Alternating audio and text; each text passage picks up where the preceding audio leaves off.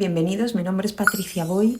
El vídeo sobre el amor en el espectro autista os ha gustado mucho y como os comenté al final de ese vídeo, que te lo dejo por aquí si eres nuevo y no lo has visto, hablaría de las redes sociales y de otros peligros y riesgos potenciales en las relaciones en personas en el espectro autista.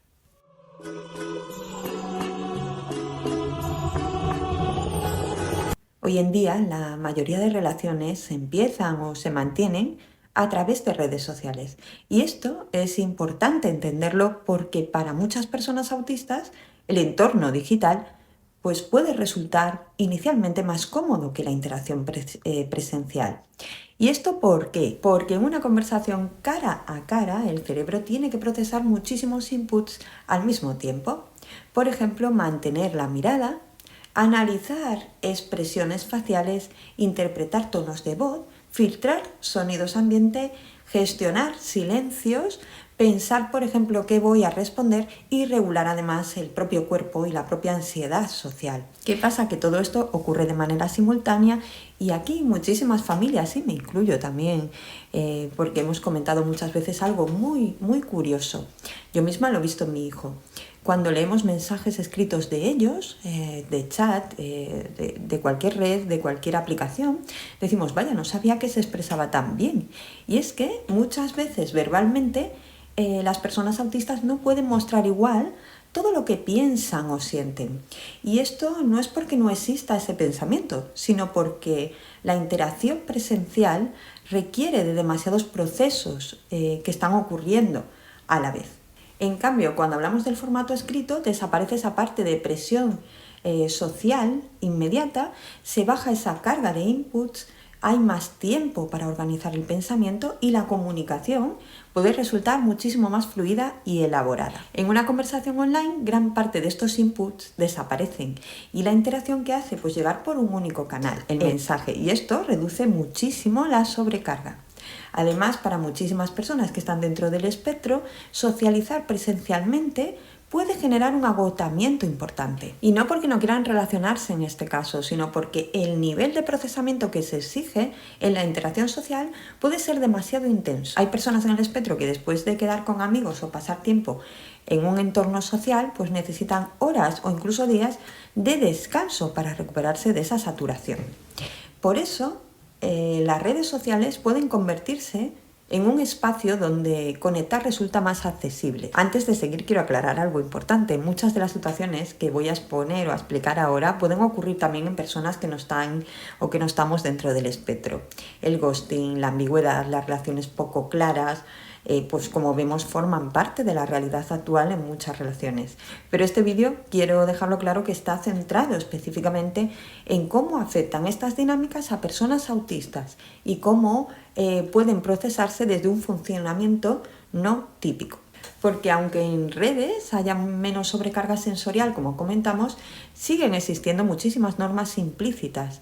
Y aquí es donde empiezan algunas dificultades que casi no explicamos o no se explican.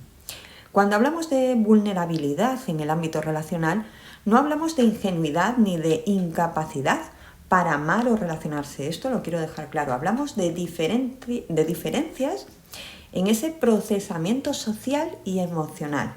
¿El cerebro qué hace? Pues que necesita interpretar constantemente señales que muchas veces son implícitas. Por ejemplo, intenciones, dobles sentidos, cambios de actitud, coherencia entre lo que alguien dice y luego hace, y en redes sociales donde ya de por sí hay mucha ambigüedad, esta interpretación puede volverse todavía más compleja para las personas que están dentro del espectro. Por ejemplo, la comunicación digital está llena de ironías, indirectas y sobre todo mensajes poco claros. Una persona autista puede interpretar ese contenido de forma más literal, lo que va a dificultar detectar segundas intenciones o incoherencias. Y no estoy hablando aquí de conceptos tan de moda como el apego evitativo, el apego ansioso, el narcisismo o las típicas dinámicas virales que vemos en redes sociales todos los días. Que sé que muchos que estáis escuchando esto estaréis pensando ahora mismo, oye, pues no estoy dentro del espectro, pero me pasa esto hasta a mí. Y sinceramente, pues sí. La diferencia no está en vivir situaciones confusas, porque eso nos pasa a todos. Aquí la diferencia está en el procesamiento posterior de toda esta información, en la necesidad de coherencia, en la dificultad para rellenar huecos sociales implícitos y cómo esa incertidumbre puede mantenerse muchísimo tiempo activa en el propio sistema. Y aquí también entraría algo muy relacionado con la teoría de la mente. ¿Por qué? Porque algunas personas autistas pueden interpretar determinadas interacciones como más significativas emocionalmente de lo que realmente son para la otra persona. Por ejemplo, pueden enamorarse y dar por hecho que ya existe una reciprocidad afectiva que la otra persona ni siquiera ha percibido o ni siquiera se ha enterado o expresado de forma explícita. Y esto quiero tratarlo con muchísima delicadeza.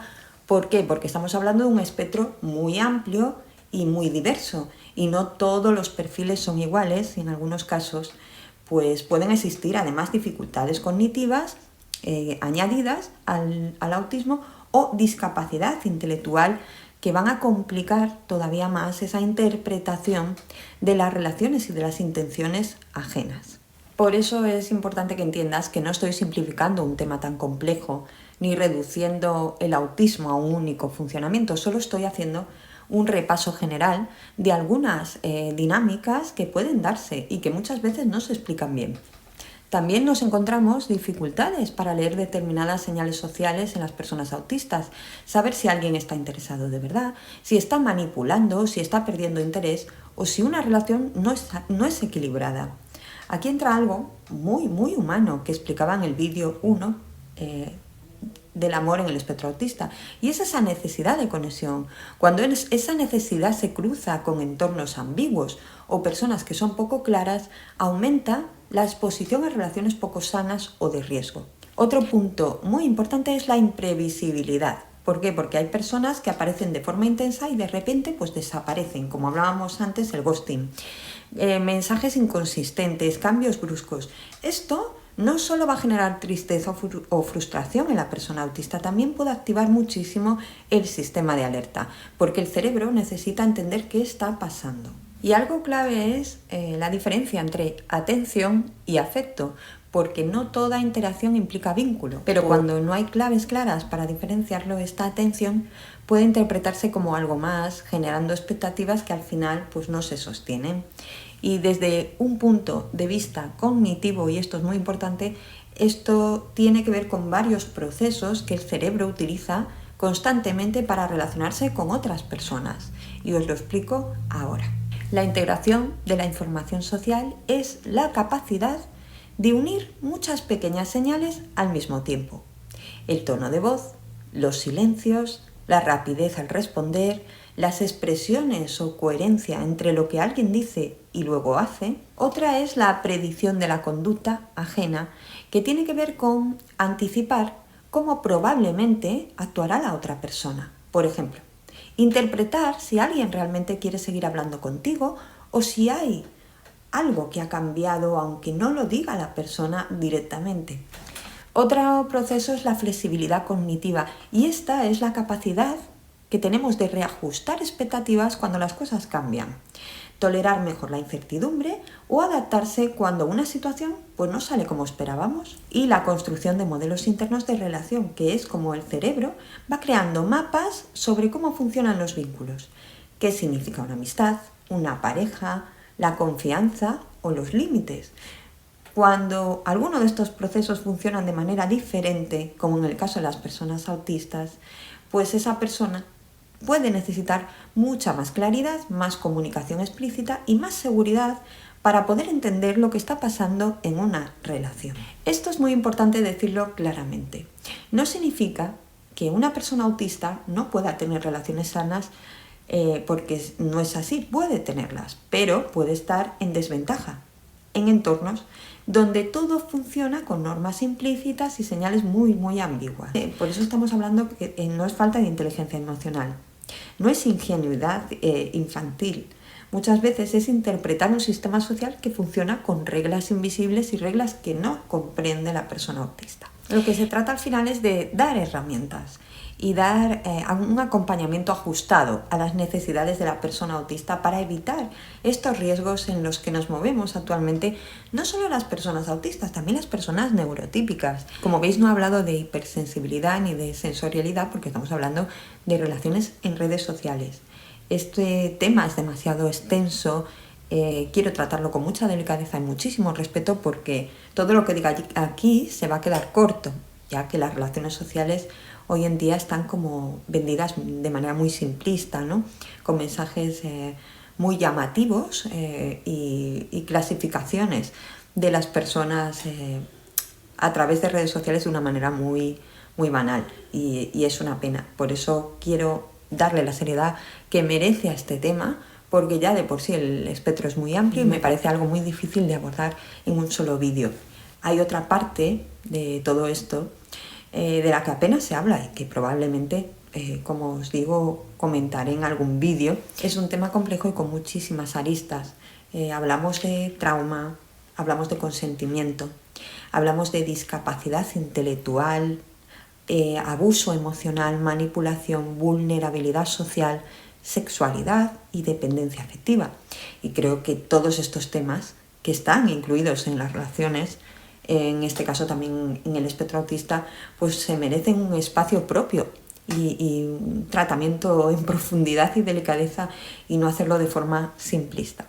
Así que si te interesa que hable de ello, pues me dejas en comentarios, me interesa. Si te ha gustado este contenido, le puedes dar un like y compartirlo, que me ayudas a mover el canal, que como veis este canal va muy lento en suscriptores, va muy lento en movimiento y bueno, tampoco es algo que me preocupe. Muchas veces me dicen, pero ¿cómo sigues publicando si el canal no sube? Es que realmente ni compro seguidores, ni compro suscriptores, ni compro gente que haga comentarios, ni hago clickbait, porque quiero darle la seriedad que merece este tema. Lo que hago es compartiros información para que os pueda ayudar a las personas que lo veáis, que os pueda hacer entender un poquito más el espectro. Y como madre es un tema que me interesa muchísimo porque lamentablemente recientemente, hace muy poco, hemos perdido una figura muy importante referente de la sexualidad y la discapacidad, como era Carlos de la Cruz. He tenido la oportunidad de verlo en varias jornadas y cuánto nos ha abierto los ojos. Hasta hace poco esto era un tema tabú. El amor en el espectro autista era algo como, bueno, hace años era impensable. Y hemos evolucionado gracias a quién, a las personas autistas, gracias a la voz que se les ha dado, gracias a las investigaciones y a la gente que ha trabajado muchísimo para darle el espacio que merece y el respeto que merece, y espero estar a la altura con este vídeo y con los siguientes. Muchas gracias por estar aquí, nos vemos muy pronto, un beso muy fuerte.